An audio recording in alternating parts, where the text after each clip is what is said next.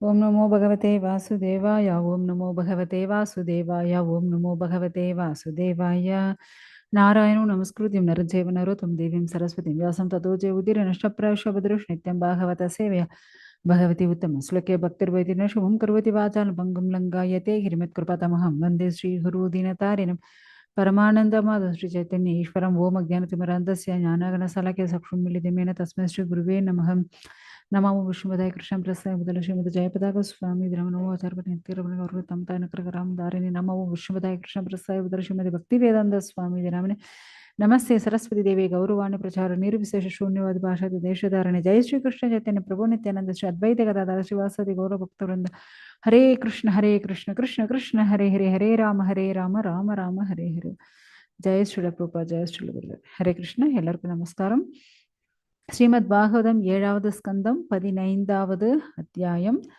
நாகரீக மனிதருக்குரிய உபதேசங்கள். ஓகேங்களா? ஏன்னா நாகரீக மனிதர்கள் அப்படின்னுட்டு நிறைய தவறுகளை அவங்க செய்கிறாங்க.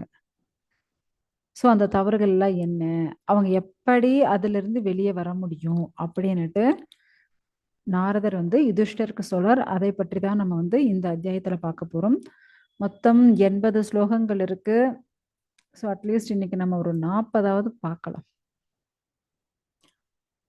ஸோ நாரத உவாச்ச கர்மனிஷ்டாத்வஜா கேஷித். ஸோ முக்கியமாக என்ன அப்படின்னா பிராமணர்கள் 4 வகையாக இருக்காங்க அப்படின்ட்டு நாரதர் சொல்றாரு. என்ன அப்படின்னா கர்மனிஷ்டர்கள், அதாவது பலனை எதிர்பார்த்து பண்ணக்கூடியவர்கள். ஓகேங்களா? அடுத்தது தவனிஷ்ட. ஸோ அந்த தபோனிஷ்டத்துல இருக்கக்கூடியவங்க, தவமே அவங்களுக்கு பெரிய விஷயமாக இருக்கு. அதே போல அடுத்தது என்ன அப்படின்னா சுவாத்தியாய நிஷ்ட. ஸோ இவங்க வேதங்களை கத்துக்கிறது, மற்றவாளுக்கு வேதத்தை பத்தி சொல்லி கொடுக்கறது. ஓகேங்களா? அடுத்தது ஞான நிஷ்ட. ஸோ இந்த ஞான நிஷ்டத்தில் இருக்கிறவங்க அவங்க அந்த ஞானத்தின் மூலயமாக யோகத்தை பயிற்சி செஞ்சு அவங்க ஒரு சிறந்த பக்தர்களாக இருக்காங்க. ஸோ இப்போ நம்ம இதை ஒவ்வொன்றத்தையும் நம்ம வர்ணாசிரம தர்மத்தில் சொல்ல முடியும். இப்போ கர்மனிஷ்ட அப்படின்னா கிரகஸ்தர்கள், பலனை எதிர்பார்த்து பண்ணக்கூடியவர்கள் கிரகஸ்தர்கள். அடுத்தது தபோனிஷ்ட வானப்பிரஸ்தர்கள் இல்லையா, வானப்பிரஸ்தர்கள். அடுத்தது சுவாத்தியாய நிஷ்ட, அவங்க என்ன பிரம்மச்சாரிகள், வேதத்தை கத்துக்கிறது இருக்காங்க இல்லையா, ஸோ அதனால் பிரம்மச்சாரிகள். அடுத்தது ஞான நிஷ்ட, இவங்க யாரு அப்படின்னா சந்நியாசிகள். ஓகேங்களா? ஸோ இப்படி இந்த கிரகஸ்தர்கள் உடைய அந்த தன்மை இங்க நமக்கு வந்துடும். கிரகஸ்தர்கள், வானப்பிரஸ்தர்கள், பிரம்மச்சாரிகள், சந்நியாசி அப்படின்ட்டு. ஸோ ஆக்சுவலா இப்படிதான் வாழ்ந்துட்டு இருக்காங்க. பிராமணர்களும் இப்படி இருக்காங்க, அவங்கவுங்க வாழ்க்கையில இப்படிதான் இருக்காங்க. ஆக்சுவலா சில பேருக்கு பலனை எதிர்பார்த்து, ஏன்னா அவங்க இந்த உடம்பே இம்பார்ட்டன்ட்டு, உடம்புக்கு தேவையான விஷயங்களை பண்ணணும், ஸோ நம்ம வாழறதுக்கு முக்கியமான விஷயங்களை பண்ணணும் அப்படின்னுட்டு தான் என்ன பண்றாங்க, கர்மனிஷ்ட பலனை எதிர்பார்த்து பண்ணக்கூடிய விஷயங்களை அதிகம் பண்றாங்க. யாரு? பிராமணர்கள். அதனால நிறைய இடத்துல அதிகமாக தானமும் வாங்குறாங்க. ஆனா தூய பக்தர்கள் இப்படியாப்பட்ட கர்ம காரியம் எல்லாம் பண்ணணும் அப்படின்ட்டு கிடையவே கிடையாது. வைஷ்ணவர்கள், முக்கியமா வைஷ்ணவர்கள் இப்படி ஞான விஷயங்கள், கர்ம விஷயங்கள் இதெல்லாம் பண்ணணும் அப்படின்னுட்டு கிடையாது. இப்ப உதாரணத்துக்கு மகாலய அமாவாசை வருதுன்னு வச்சுக்கோங்க. ஸோ மகாலய அமாவாசை அப்ப யாரெல்லாம் தர்ப்பணம் கொடுப்பீங்க, யாரெல்லாம் அதை ஃபாலோ பண்றீங்க? ஹரே கிருஷ்ணா. ஸோ ஸோ வைஷ்ணவர்கள், அதாவது நம்ம வந்து அவ்வளோ பியூர் பக்தர்களாக இருக்கோமா அப்படின்னா அதுதான் இங்க வந்து பெரிய கேள்வியா இருக்கு. ஏன்னா நம்ம வந்து அவ்வளோ பெரிய பிரகல்லாதனை போல ஒரு சிறந்த பக்தர்களோ, ஹம், இல்ல அப்படின்னா ஹரிதாஸ் தாகூரை போல சிறந்த பக்தரோ கிடையாது. நாராயண பராயணக, அந்த நாராயணனுடைய பரம பக்தர்கள். நம்ம அப்படி பக்தரா ஆவறதுக்கு முயற்சி பண்ணிட்டு இருக்கோம். ஆனா இன்னும் அந்த ஸ்டேஜுக்கு நம்ம போகல. ஸோ அதனால நம்ம வந்து நம்மளுடைய கர்த்தவியங்கள் பண்ணிதான் ஆகணும். அதே போல இங்க வந்து என்னென்ன ரூல்ஸ் சொல்றாங்க அப்படின்னா, நாரதர் வந்து இப்ப தேவர்களுக்கு நிவேதனம் செய்யணும். இப்ப தேவர்களுக்கான பூஜை செய்யும்போது, அங்க வந்து நம்ம 2 பிராமணர்களை அழைச்சு, அவங்களுக்கு தேவையான உணவுகள், அ அவங்களுக்கு தானம் குடுக்குறது. ஸோ இதையெல்லாம் பண்ணுவோம். ஏன்னா, அவங்களுக்கான அந்த உணவு குடுக்குறது, இல்ல ப்ரொவிஷன்ஸ், மளிகை சாமான்கள், அப்புறம் அவங்களுக்கான உடை, என்னென்ன தானம் பண்ணணும்னு நினைக்கிறோம், அத வந்து பண்ணலாம். அதே போல இப்ப பித்ருக்களுக்கு பண்றாங்கன்னு வச்சுக்கோங்க. அ அப்படி பித்ருக்களுக்கு பண்ணும்போது 3 பிராமணர்களை அழைக்கணும் அப்படின்ட்டு சொல்லப்பட்டிருக்கு. ஆனா சில பேர் வந்து ரொம்ப பெரிய பணக்காரங்களா இருக்காங்க, பெரிய செல்வந்தர்கள். எங்களால அதிக பிராமணர்கள கூப்பிட்டு நாங்க கிராண்டா எல்லாருக்கும் எங்களால என்ன பண்ண முடியும்? அ தானம் குடுக்க முடியும். அவங்களுக்கு தேவையான உணவு, உடை, அ நெறைய பணம் எல்லாம் குடுக்க முடியும் அப்படின்னுட்டு தன்னுடைய அகங்காரத்த வந்து வெளிப்படுத்துவாங்க. ஆனா, ஷார்த்த கடமைக்கு நெறைய பிராமணர்கள் கூப்பிடக்கூடாது. ஆக்சுவலா இந்த பணக்காரங்க என்ன பண்ணுவாங்க, எங்க கிட்ட இருக்கிற காசுக்கு என்னுடைய உறவினர்கள், நெறைய பிராமணர்கள் எல்லாரும் ரொம்ப கிராண்டா பண்ணுவாங்க. ஆனா, நாரதர் இத வந்து தடை செய்றார். இப்படி செய்யக்கூடாது. தேவர்களை வழிபடும்போது 2 பிராமணர்களை கூட்டு அவங்களுக்கு தானம் பண்ணணும். இப்படி ஸ்ரார்த்த கடமை சார்த சடங்குகள் செய்யும்போது 3 பிராமணர்களை தான் கூப்பிட வேண்டும். அப்படின்னுட்டு நாரதர் இங்க ரொம்ப ஸ்ட்ரிக்ட்டா சொல்லியிருக்காரு. ஓகேங்களா? ஆனா, அத நம்ம ஃபாலோ பண்ணி தான் ஆகணும். அத நம்ம வந்து நிராகரிக்க கூடாது. ஏன்னா, இது நாகரீக மனிதருக்கான உபதேசங்கள். அவங்க விருப்பத்துக்கு தகுந்த போல எதையும் நம்ம வந்து மாத்திக்க கூடாது. இல்லையா? ஸோ அதனால தான். அடுத்தது என்ன அப்படின்னா, மங்களகரமான நேரம், இடம், ம். ஸோ அந்த டைம் அதெல்லாம் யோசிச்சுட்டு, உடனே அங்க அவங்க என்ன பண்ணுவாங்க அப்படின்னா, நெய்யால் செய்யப்பட்ட உணவுகளை பகவான் கிருஷ்ணருடைய விக்கிரகத்துக்கு, நாராயணனுடைய விக்கிரகத்துக்கு அர்ப்பணம் பண்ணி, அந்த நெய்வேத்தியத்த அதுக்கப்புறம் தான் என்ன பண்ணுவாங்க, வைஷ்ணவர்களுக்கோ, பிராமணர்களுக்கோ நம்ம வந்து குடுக்கணுமா. அப்படி அப்படியே எல்லாம் குடுக்கக்கூடாது அப்படின்ட்டு சொல்லப்பட்டிருக்கு. இப்ப தேவர்கள், சாதுக்கள், முன்னோர்கள், ஜனங்கள், குடும்ப அங்கத்தினர்கள், உறவினர்கள், நண்பர்கள், ஸோ நாம யாருக்கு வேணாலும் குடுக்கலாம். எத? பகவானுக்கு நெய்யால் செஞ்சு அர்ப்பணிக்கப்பட்ட அந்த உணவுகளை நம்மளுடைய அனைத்து ஜனங்கள், வைஷ்ணவர்களாகட்டும், நம்மளோட சொந்த பந்தங்களாகட்டும், உறவினர் எல்லாருக்கும் குடுக்கலாம். ஸோ ஏன்னா பகவானுடைய மகா பிரசாதம் எல்லாருக்கும் நல்லதுதான். முக்கியமா நமக்கு வந்து சமய கோட்பாடுகள் என்ன சொல்லப்பட்டிருக்கோ, ஏன்னா அந்த ரூல்ஸ் அண்ட் ரெகுலேஷன் நம்ம வந்து பர்ஃபெக்ட்டா ஃபாலோ பண்ணணும். அத விட்டு நம்மளால வந்து அதற்கு எதிராகவும் நம்மளால நடந்துக்க கூடாது அப்படின்னு தான் இங்க வந்து நாரதர் சொல்றாரு. முக்கியமா இப்ப ஸ்ரார்த்த சடங்குகள் செய்யும்போது மாமிசமோ, முட்டையோ, மீனோ நிவேதனம் செய்யக்கூடாது. ஏன்னா அவங்க சத்திரியர்களாக இருந்தாலும் அவங்க வந்து அத அன்னைக்கு அவங்க உண்ணக்கூடாது. ஓகேங்களா? அத படைக்கவும் கூடாது, உண்ணவும் கூடாது. என்னைக்கு நம்ம வந்து ஸ்ராதம் பண்றோமோ, அன்னைக்கு அத பண்ணக்கூடாதுன்னு சொல்லியிருக்காங்க. அதேபோல அன்னைக்கு என்னதான் செய்யணும் அப்படின்னா, நெய்யால் சமைக்கப்பட்ட உணவுகளை பகவானுக்கு அர்ப்பணம் பண்ணிட்டு, அதுக்கப்புறம் தான் மத்தவாளுக்கு கொடுக்கணும். அதேபோல அன்னைக்கு வந்து மிருக பலி எதுவும் கொடுக்கக்கூடாது அப்படின்ட்டு இங்க வந்து ரொம்ப ஸ்ட்ரிக்ட்டா யாரு நாரதர் வந்து சொல்றாரு. ஸோ யார் ஒருத்தர் இந்த ரூல்ஸ் அண்ட் ரெகுலேஷன்ஸ வந்து ஃபாலோ பண்றாங்களோ, அவங்களுக்கு ரொம்ப நல்லது. ஏன்னா அவங்களுடைய மனம், வாக்கு, காயம் இத வந்து ரொம்ப பெர்ஃபெக்ட்டாக இருக்கும். அதேபோல அவங்க வந்து அனைத்து ஜீவராசிகள் மேலயும் பொறாமைப்படாம கருணையோட இருக்கணும் அப்படின்ட்டு சொல்லப்படுறது.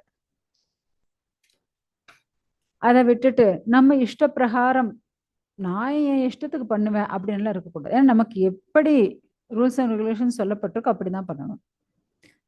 ஏன்னா முக்கியமா யஜ்ஞத்தினுடைய நோக்கமே பகவானை திருப்திப்படுத்துறது தான். ஏன்னா அதை விட்டுட்டு நம்ம விருப்பம் பிரகாரம் செஞ்சா அது தவறு இல்லையா? முக்கியமா பௌதீக ஆசைகளை ஃபர்ஸ்ட் நம்ம வந்து குறைச்சுக்கணும். அப்படி குறைச்சாதான் நம்மளுக்கு ஆன்மீகமான ஞானம், பக்தி வந்து நமக்கு வந்து வரும். ஆத்ம ஞானம் எப்ப வரும் அப்படின்னா பௌதிக விஷயங்களை குறைச்சிக்கும் போது, ஆசையை விடும்போது தான். ஸோ தேவைக்கு அதிகமான விஷயங்கள் நம்ம வந்து எதிர்பார்க்கிறதோ ஆசைப்படுறதோ கூடாது. அதே போல இப்ப சில பேர் யஜ்ஞம் செய்யும் போது மிருக பலி எல்லாம் கொடுப்பாங்க இல்லையா, அதுவும் செய்யக்கூடாது. ஏன்னா யஜ்ஞத்துல வந்து ஒரு மிருகம் பலியிடும் போது அவங்களுடைய கருணை போயிடுமா. இதை பத்தி அவங்களுக்கு தெரியவே மாட்டேங்குது. ஸோ அதனால கருணை இல்லாம இப்படி மிருக பலி கொடுக்கறது தவிர்க்கப்பட வேண்டும். எந்த ஒரு ஜீவராசியை நம்ம வந்து கொல்லக்கூடாது அப்படின்னுட்டு நாரதர் இங்க வந்து சொல்றாரு. ஏன்னா மிருகங்கள் எல்லாம் நிராதரவான மிருகங்கள். ஓகேங்களா? அதுகிட்ட போய் நம்ம வந்து ஒரு பகைமை பாராட்டி அதுங்களை கொல்றதுன்றது ரொம்ப பெரிய விஷயம். ஸோ அதனால அப்படி ஒரு தவறு நீங்க செய்யாதீங்க. ஸோ பகவானுடைய கிருபை நமக்கு வேணும், கருணை வேணும் அப்படின்னா டெய்லி நாம பகவானுக்கு அர்ப்பணிக்கப்பட்ட உணவை நாம எடுத்துண்டாலே போதும். ஸோ பகவானுக்கான யாக யஜ்ஞங்கள் செஞ்சாலே போதும். பகவானுக்கு நிவேத்தியம் செஞ்சாலே போதும், பகவான் சந்தோஷப்படுவார். அதை விட்டுட்டு இப்படியெல்லாம் செய்யணும்னு எந்த ஒரு அவசியமும் கிடையாது. முக்கியமா இங்க வந்து 5 வகையான அதர்மங்களை சொல்றார். ஸோ இந்த 5 வகையான அதர்மங்கள் என்ன அப்படின்னா விதர்மம், அடுத்தது பரதர்மம், அபாச தர்மம், உபாச தர்மம், சலதர்மம்.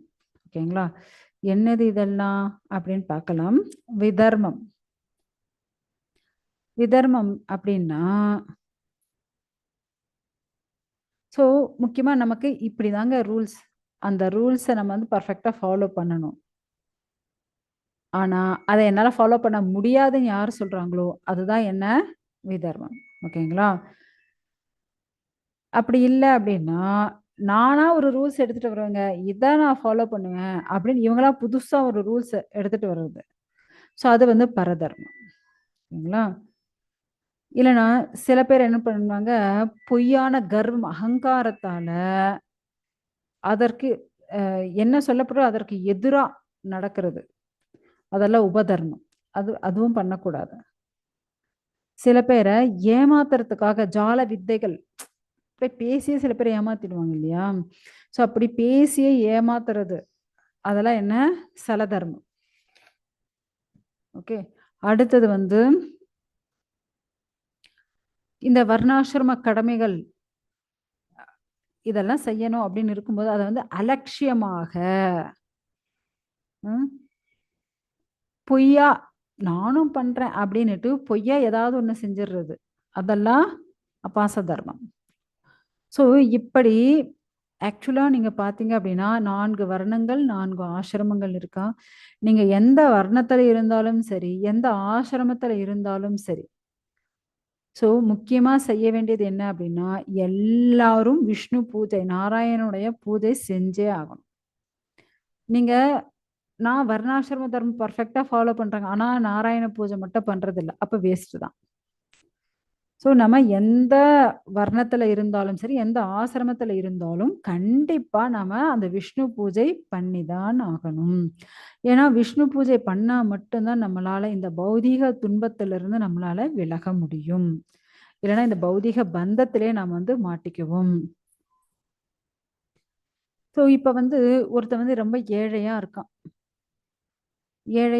அவனால அந்த உடம்ப கூட பார்த்துக்க முடியல. ஏன்னா அந்த உடம்பு நல்லா இருந்தா தானே நம்ம ஆத்மா அங்க இருக்கிறதுக்கு. உடம்ப கூட பார்த்துக்க முடியல அப்படின்னு ரொம்ப கஷ்டப்படுறான். பொருளாதார பிரச்சனைகள், சாப்பிட்றதுக்கு உணவில்லை, தங்குறதுக்கு வீடு இல்லை, போட்டுக்கிறதுக்கு துணி இல்லை அப்படின்னு கஷ்டப்பட்டுட்டு இருப்பான். நீங்க எதுவுமே செய்யாதீங்க. முன்னேறணும் முன்னேறணும் அதெல்லாம் எதுவுமே செய்யாதீங்க. இப்ப ஒரு பெரிய மலைப்பாம்பு இருக்குன்னு வச்சுக்கோங்க. அந்த மலைப்பாம்பு என்ன பண்ணுது? எங்கேயாவது சுத்திட்டா இருக்கு. எங்கேயோ இருக்கு. அது பாட்டு இருக்கிற இடத்துல இருக்கும். ஸோ பகவானுக்கு தெரியும். ஓகே, இப்ப அவங்களுக்கு இது தேவை. இந்த ஜீவராசிக்கு இந்த உணவு தேவை அப்படின்ட்டு கரெக்டா ஒரு அதற்கான உணவை பகவான் அந்த நேரத்துல எதுவுமே கொடுத்துருவார். ஸோ அதை சாப்பிட்டுட்டு திரும்ப அப்படியே தான் மாசக்கணக்கில் அங்கேயே தான் இருக்கும்.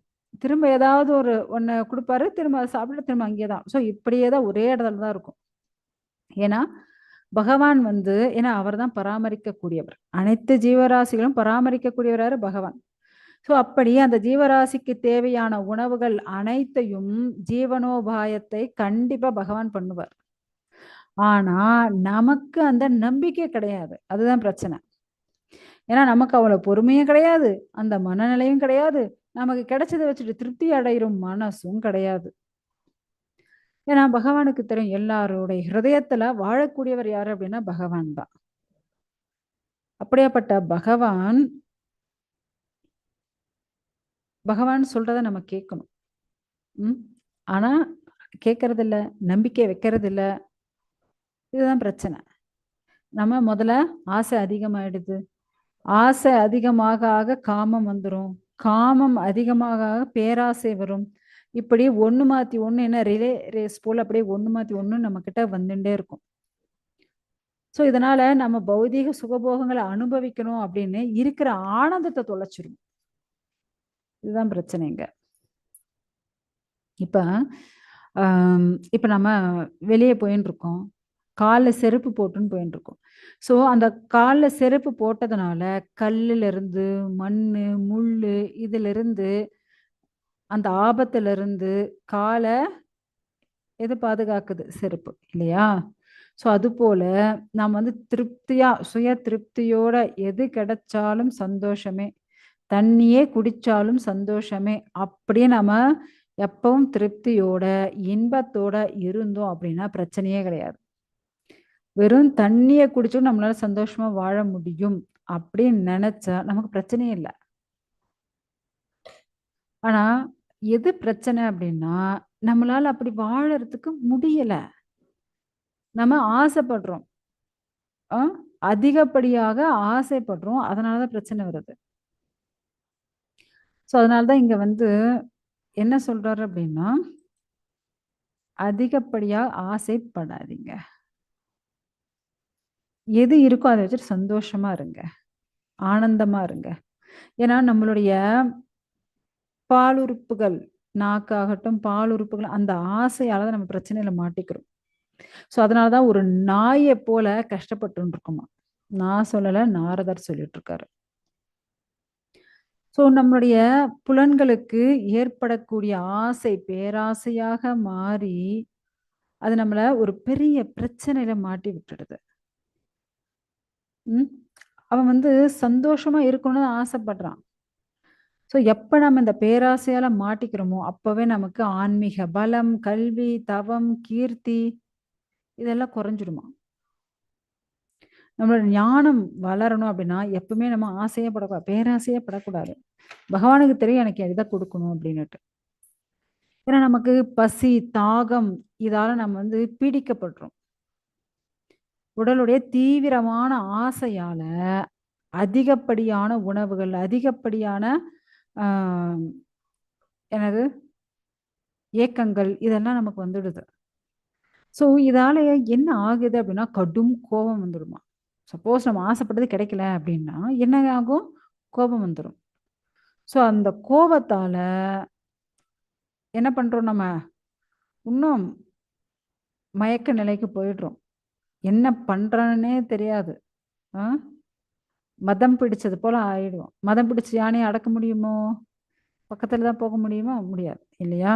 அது போல ஆசை அதிகமாக ஆக பேராசை தலைவிரிச்சு ஆடும்.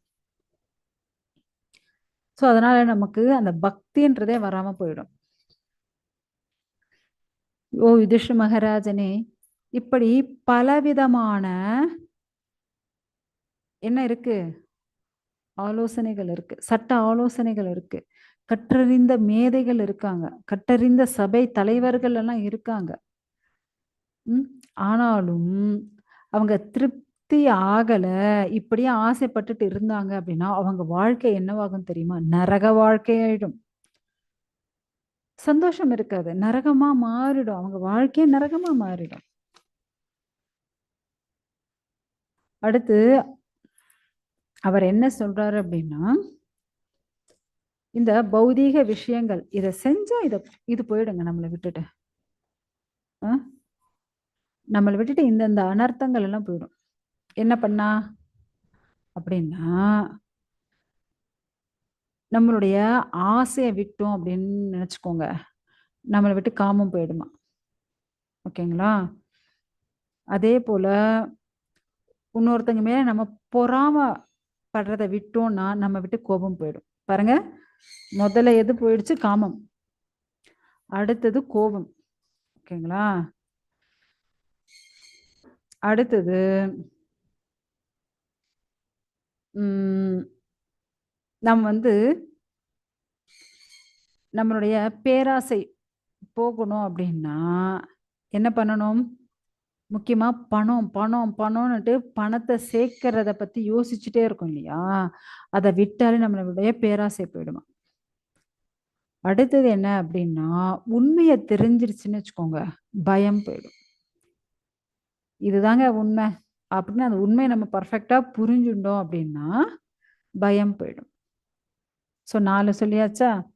ஏன்னா மொத்தம் நமக்கு வந்து 14 இருக்கு. இப்ப 4 சொல்லியாச்சு. அடுத்தது நம்ம ஆத்ம ஞானத்த தெரிஞ்சுட்டோம் அப்படின்னா, சோகம் போயிடும். சோகம், மோகம் 2மே போயிடும். நாம ஒரு பக்தனுக்கு, சிறந்த பக்தருக்கு நம்ம சேவை செஞ்சோம்னு வச்சுக்கோங்க, நம்மளுடைய அகங்காரம் போயிடும். ஓகேவா?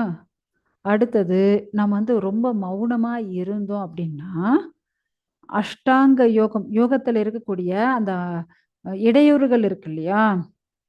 ஸோ அந்த இடையூறுகள் எல்லாம் போயிடும். ஆப்ஸ்டக்கல்ஸ்ன்னு சொல்லுவோம் இல்லையா? ஸோ அந்த இடையூறுகள் நம்மள விட்டுட்டு போயிடும். அடுத்து நம்ம வந்து ஆ அனுபவிக்கணும்னு ஆசைப்படுறோம் இல்லையா? அத நிறுத்துனாலே பொறாமை போயிடுமா. ஓகேங்களா? 8 ஆயிடுச்சு. அடுத்தது வந்து நம்மளுடைய அ பிற ஜீவராசிகள் மேல நாம அன்பு செலுத்தினாலே போதும். என்ன ஆயிடும்? அந்த பொறாம போய் நமக்கு அவங்க மேல கருணை வந்துருமா. ஓகேங்களா? அடுத்தது தியானம். தியானம் பண்றதுனால, அந்த தியானத்தின் விளைவுகளால நம்முடைய துன்பம் எல்லாம் நம்மள விட்டுட்டு போயிடுமா. அடுத்தது இந்த ஹடயோகம், பிராணாயாமம் இதெல்லாம் பண்றாங்க இல்லையா? ஸோ இதனால உடம்பும், மனசும் அனைத்து துன்பங்கள்ல விடுபட்டுடுமா. அடுத்தது சத்வகுணம் விருத்தி செய்யணும் அப்படின்னா, ஃபர்ஸ்ட்டு சத்வகுண உணவுகள சாப்பிடணும். அப்ப சத்வகுணம் வந்துருமா? அதனால நமக்கு நல்ல உறக்கம் வந்துருமா. நெறைய பேர் நீங்க பார்த்தீங்க அப்படின்னா, நைட் எல்லாம் பிசாசு போல தூங்காம முழிச்சுட்டு இருக்குங்க. காரணம் என்ன? அவங்களுக்கு சத்துவகுணம் ரொம்ப கம்மியா இருக்கும். அப்ப சத்துவகுணத்திற்கான உணவுகள் சாப்பிடணும். அப்பதான் அவங்களால சத்துவகுணமாகவும் மாற முடியும். நல்ல உறக்கமும் வரும். ஃபர்ஸ்ட்டு நமக்கு சத்துவகுணம் வந்தா என்ன ஆகும்? அப்படின்னா, நம்மகிட்ட இருந்து ரஜோகுணம், தமோகுணம் போயிடும். ஸோ இப்படி அந்த 2ம் போயிடுச்சு அப்படின்னா, சுத்த சத்துவகுணம் நமக்கு உயர ஆரம்பிச்சுடும். ஓகேங்களா? சுத்த சத்துவகுணம் வந்துரும். ஸோ இப்படி இதையெல்லாம் நமக்கு யார் சொல்லிக் குடுப்பாங்க? பக்தி ஸ்ரத்தையோட ஒரு ஆன்மீக குரு கிட்ட நம்ம சேவை செஞ்சா மட்டும் தான், ஒரு குருவின் மூலியமாக இத வந்து நம்ம தெரிஞ்சுக்க முடியும். அப்படி இல்லன்னா கண்டிப்பா நம்மளால இத தெரிஞ்சுக்க முடியாது. இயற்கையே நாமளா அப்படியே எல்லாம் படிச்சுக்கலாம். அப்படியே தெரிஞ்சுக்கலாம் சத்தியமா முடியாது. ஏன்னா நமக்கு ஒரு குரு இருந்து, அவர் மூலியமாக தான் நம்ம இந்த ஞானத்த வந்து தெரிஞ்சுக்க முடியும். ஏன்னா ஒரு ஆன்மீக குருவின் மூலியமாக நம்மளால இந்த ஆத்ம பேதத்த வந்து அவர் சொல்லிக் குடுப்பார். அதன் மூலியமா நம்ம வந்து தெரிஞ்சுக்க முடியும். அதே போல ஒரு குருன்னா கூடியவங்க பரமபுருஷ பகவானுடைய பிரதிநிதியாக கருதப்பட்டார். ஆக்சுவலா ஆன்மீக குருவ ஒரு சாதாரண மனிதராக நினைக்கக்கூடாது. ஏன்னா நமக்கு எல்லாமே பௌதீக எண்ணங்களாக இருக்கு. ஸோ அதனால நம்ம வந்து அந்த பௌதீக எண்ணங்களோட சேர்த்து அவர ஒரு சாதாரண மனுஷர் அப்படி நம்ம வந்து நினைக்கக்கூடாது. ஓகேங்களா? ஏன்னா அவர்கிட்ட நாம சரணடையணும். சரணடைஞ்சாதான் இந்த ஆத்ம வேதம், வேத கல்வி, அறிவு எல்லாத்தையும் நம்ம கத்துக் குடுப்பார். ஆனா சில பேர் சொல்லுவாங்க, என்ன குஞ்சர சௌஷவத். அதாவது குரு சொல்லும்போது எல்லாம் நல்லாதாங்க இருக்கு. ஆனா, அவர் சொல்லி முடிச்சுட்டு போனதுக்கப்புறம், திரும்பவும் எப்படி இருக்கு? திரும்பவும் நான் அதே பழைய நிலைமைக்கு வந்துடுறேன்.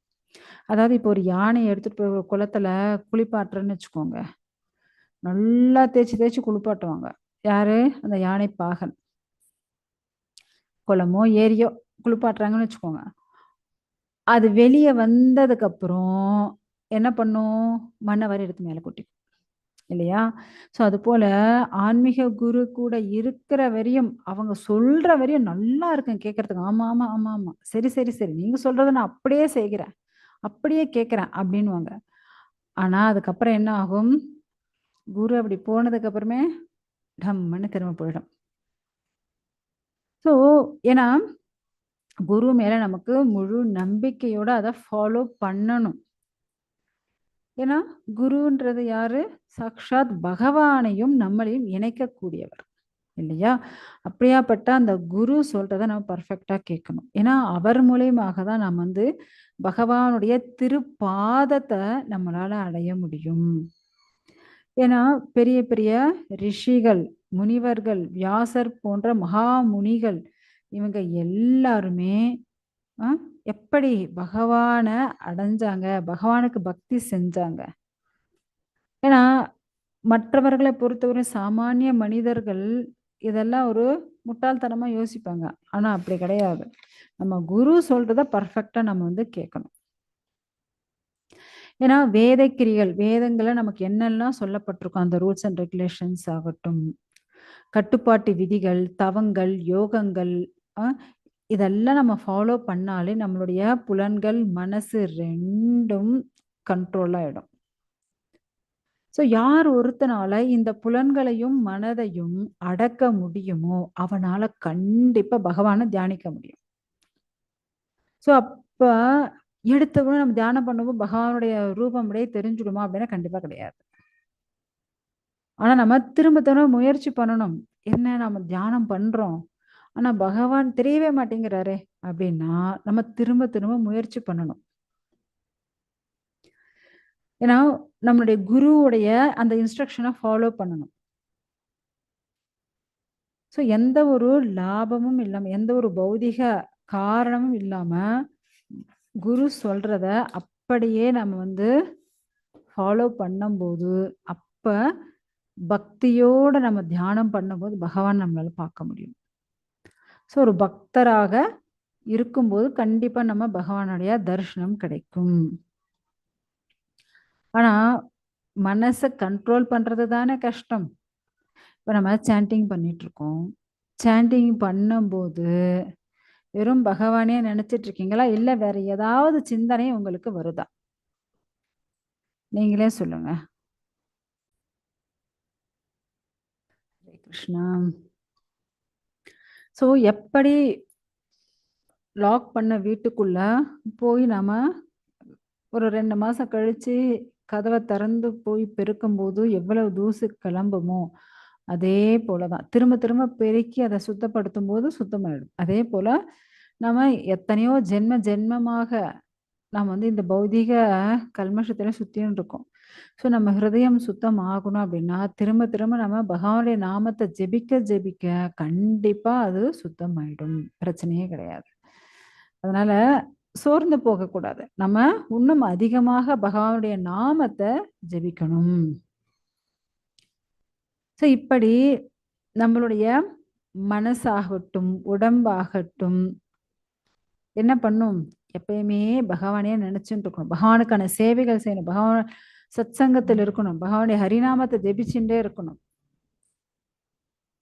ஸோ ஸோ இப்படி பண்ண பண்ண நாம கண்டிப்பா பக்தர்களாக முடியும். ஓகேங்களா? ஸோ இப்படி பகவானை தியானம் பண்ணணுங்க. இப்போ பகவானை தியானம் பண்ணணும் அப்படின்னா நம்ம என்ன பண்ணலாம்?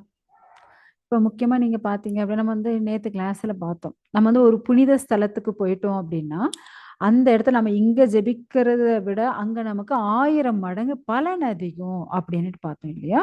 ஸோ அதே போல தான் நம்ம வந்து தீர்த்த யாத்திரை ஸ்தலங்கள் ஆகட்டும், தாமங்கள் ஆகட்டும், அந்த இடத்துல நம்ம பக்தி பண்ணும்போது இன்னும் நமக்கு வந்து அதிகப்படியான அ அந்த பக்தி, அந்த பக்குவம், பகவானுடைய அந்த கருணை நமக்கு இன்னும் அதிகமா கிடைக்கும். ஸோ நம்ம வந்து இப்படி தீர்த்த யாத்திரை போறோம். அந்த இடத்துல வந்து உட்காந்தாச்சு. அ எப்படி யோகம் பண்ணணும் அப்படின்னா, ரொம்ப ஹைட்டாவும் இருக்கக்கூடாது. ரொம்ப கீழயும் இருக்கக்கூடாது. சமதளமாக இருக்கணும். ஏன்னா ரொம்ப ஹைட்டா இருந்தா, கண்ண மூடி தியானம் பண்ணும்போது எங்க விழுந்துருவோமோன்னு நெனைப்போம். ரொம்ப கீழ உட்காந்தோன்னா அப்படியே கொஞ்சம் உடம்பு வலிக்கிற மாரி, முதுகு வலிக்கிற அப்படியே படுத்துருவோம். அதனால ரொம்ப ஹைட்டாவும், ரொம்ப கீழயும் இல்லாம கொஞ்சம் மிடிலா ஒரு இடத்துல உட்காந்துண்டு, நம்ம வந்து பகவான தியானம் பண்ணணும். ஸோ பகவானுக்கான அந்த மந்திரங்களை உச்சாரணம் பண்ணணும். அப்படி பண்ணும்போது என்ன ஆகும் அப்படின்னா, முக்கியமா இந்த மூச்சு பயிற்சி சொல்லுவாங்க இல்லையா? ஸோ அதெல்லாம் பண்ணணும். முக்கியமா அவங்க வந்து அப்படியே கண்ண ஃபுல்லாவும் மூட மாட்டாங்க. தூங்கிடுவாங்க. கண்ண திறந்துட்டு தியானம் பண்ண முடியாது. கண்ண திறந்துட்டு இருந்தாங்க அப்படின்னா, போற வரவங்கள வேடிக்கை பார்த்துட்டு இருப்பாங்க. இல்லையா? ஸோ அதனால அவங்க எத பார்க்கணும்னா, மூக்கு நுனிய பார்க்கணும். யார் மூக்கு நுனிய? அவங்கவங்க மூக்கு நுனிய பார்த்துட்டு, பகவான நினைச்சு தியானம் பண்ணணும். அதேபோல அந்த சுவாச பயிற்சி. ஸோ அந்த சுவாச பயிற்சி அத உள்மூச்சு, வெளிமூச்சு வாங்குறாங்கல்ல. ஸோ அத வந்து இந்த பூரக, கும்பக, ரேச்சக அப்படின்ற அந்த யோக பயிற்சிகள் எல்லாம் செய்யணும். அப்படி செய்யும்போது அவங்களுக்கு வந்து பௌதிகமான பற்றுதல் விலகும். மனச கட்டுப்படுத்த முடியும். மனசுல இருக்கக்கூடிய ஆசைகள்ல இருந்து அவங்க விடுபட முடியும். ஸோ முக்கியமா காம இச்சையில இருந்து அவங்க வந்து வெளிய வந்துருவாங்க. ஸோ இப்படி இருக்கும்போது மனசு என்ன ஆகும் அப்படின்னா, கொஞ்சம் கொஞ்சமா அனைத்து பௌதீக விஷயங்கள் போய் போய் அப்படியே சுத்தமாயிடும். ம். ஏன்னா, நம்மளுடைய ஆழ் மனசு எத்தனை ஆண்டுகள் இல்ல, எத்தனை ஜென்மங்களாக பூட்டி வச்சிருக்கோம்னு நமக்கு தெரியாது. இல்லையா? ஸோ இப்ப என்ன ஆகுது? அது கொஞ்சம் கொஞ்சமா, கொஞ்சம் கொஞ்சமா சுத்தம் ஆகும்போது அப்படிதான். ஏன்னா நம்ம ஜெபிக்கும்போதும் பகவானுடைய நினைவு வரும். ஆனா, அதிகமா பௌதீகமான விஷயங்கள் வந்து நமக்கு வந்துடும். அதுதான் பிரச்சனை. ஸோ அப்ப எப்படி இப்ப வெளிய பயங்கரமா காத்தடிக்குது. அந்த இடத்துல ஒரு தீபத்த ஏத்துனீங்கன்னு வச்சுக்கோ, எப்படி இருக்கும்? தீபம் வந்து ரொம்ப அலைமோதும். அதே இப்ப ஒரு வீட்டுக்குள்ள எந்த ஒரு காத்தா, ஃபேனா எதுவும் இல்ல. அப்படியே தீபத்த ஏத்தி வைக்கிறீங்க. ஏன்னா, எந்த ஒரு தங்கு தடை இல்லாமல் விளக்கு வந்து சூப்பரா எரியும். இல்லையா? ஸோ அதுபோல நம்ம வந்து இந்த ஒழுக்கமுறை விதிகள் ஏன்னா இவ்வளோ நேரம் அந்த விதிகள் தான் சொல்லிட்டு இருந்தார். யாரு? நாரதர். இந்த ஒழுக்கமுறை விதிகள் யோக பயிற்சியின் மூலம் நம்ம செஞ்சோம் அப்படின்னா, அ ரொம்ப அழகா ஒரு புகை இல்லாம, ஒரு அலைமோதாம, பர்ஃபெக்ட்டா விளக்கு எரிய ஆரம்பிக்கும். ஸோ அப்படிதான் நாம இருக்கணும். அப்படி இருக்கணும் அப்படின்னா, ஃபர்ஸ்ட் நம்ம மனச கட்டுப்படுத்தணும். ஓகேங்களா? இப்படி கட்டுப்படுத்தினா மட்டும்தான் இந்த பௌதிக ஆசைகள்ல இருந்து நம்மளால வெளியே வர முடியும். ஏன்னா அப்பதான் நம்மளுடைய மனசாக அமைதியா இருக்கும். இல்லைன்னா சஞ்சலம், சஞ்சலப்பட்டுட்டே இருக்கும். ஸோ இது நடக்குமோ, அது நடக்குமோ, அதை பண்ணணுமே, இதை பண்ணணுமே, சார் ரெஸ்ட்லெஸ்ஸா இருக்கும். புரியுதுங்களா? ஸோ இப்படி ரெஸ்ட்லெஸ்ஸா இங்க அங்க இங்க அங்க அப்படியே இந்த குரங்கு மரத்துக்கு மரம் தாவும் இல்லையா? ஸோ அப்படி தாவிண்டே இருக்கும்.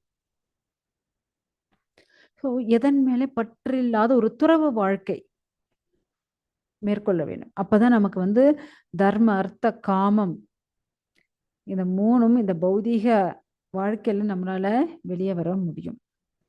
ஒரு சன்னியாசி போல வாழ்க்கை வாழணும். சன்னியாசின்னா அதுக்குன்னு எடுத்து சேஃப்ரான் ட்ரெஸ்ஸு, அ காவி ட்ரெஸ் போட்டுன்னு சுத்தக்கூடாது. ஸோ மனசளவுல சன்னியாசியாக இருக்கணும் ஃபர்ஸ்ட்டு. உடம்ப மத்தவங்களுக்கு காட்டுறதுக்காக இல்ல, சன்னியாசித்தனம். ஸோ நம்ம மனதளவில் ஒரு சன்னியாசிய போல வாழணும். ஆனா சில பேர் சந்நியாச வாழ்க்கையில இருந்துண்டு அவங்க என்ன பண்றாங்க அப்படின்னா திரும்ப அவங்க வந்து குடும்ப வாழ்க்கைக்கு வந்துடுறாங்க. அப்படியே அவங்க திரும்ப அந்த பௌதீக செயல்கள், பௌதீக வாழ்க்கை அப்படி வரும்போது என்ன ஆகும் அப்படின்னா, சொந்த வாந்தி இப்ப வாந்தி எடுத்துட்டான்னு வச்சுக்கோங்க. அதையே திரும்ப அவன் சாப்பிட்டான்னா எப்படி இருக்கும்? ரொம்ப கேவலமா இருக்காது? ஸோ அது போல ஆயிடுமா. ஏன்னா சொந்த வாந்திய அவன் சாப்பிட்டா எப்படியோ, அது போல ஆயிடும். ஸோ எப்ப ஒருத்தன் இந்த பௌதீக வாழ்க்கையே வேண்டாம் அப்படின்னு ஒதுக்கிட்டானோ, திரும்ப இந்த பௌதீக பற்றுதல் அவனுக்கு வந்துடுச்சுன்னா, அவன போல ஒரு வெக்கம் கெட்டவன் வேற யாருமே கிடையாது. ஸோ இந்த உடம்பானது ஏன்னா இந்த உடம்பு எல்லா உடம்பும் சரி, மரணத்துக்கு உட்பட்டது தான். ஏன்னா எப்பவுமே இந்த உடம்பு வந்து நிலையா இருக்க போறதில்ல. இல்லையா? ஆனா இந்த உடம்பு ஆத்மா போனதுக்கப்புறம் ஒண்ணு மலமா மாறும். ஒண்ணு கிருமிகளாக மாறும். இல்ல சாம்பலாக மாறும். எரிச்சா சாம்பல் ஆயிட போகுது. புதைச்சா புழுக்கள் ஆயிட போகுது. கிருமிகள் ஆயிட போகுது. ஏதாவது மிருகங்களோ, பறவைகளோ சாப்பிட்டுச்சுன்னா, அது மலமாயிட போகுது. அந்த சரீரம். இல்லையா? ஸோ இதுதான் நடக்க போகுது. இந்த உடம்பு வந்து நித்தியமா இருக்க போறதில்ல. ஆனா நித்தியமா இருக்கக்கூடியது எது? ஆத்மா. ஸோ அதுக்கு நாம முக்கியத்துவம் குடுக்கணும். ஸோ அதனால நம்ம எப்பவுமே ஒரு சந்நியாசியைப் போல நம்மளுடைய ஆக்டிவிட்டீஸ், நம்மளுடைய குணாதிசயங்கள் அப்படி இருக்கணும். வெளி தோற்றத்துல இல்ல. ஒன்லி நம்மளுடைய நடைமுறை வாழ்க்கையில. ஓகேங்களா? ஓகே. இது இன்னைக்கு ரொம்ப ஓவர் ஆயிடுச்சு. இதோட முடிச்சுக்கலாம். இதோட பேலன்ஸ் வந்து நம்ம அடுத்த கிளாஸ்ல பார்க்கலாம். ஹரே கிருஷ்ணா. ஏதாவது சந்தேகம் இருந்தால் கேட்கலாம் மாதாஜி. ஏதாவது கேள்விகள், சந்தேகங்கள் இருக்குங்களா?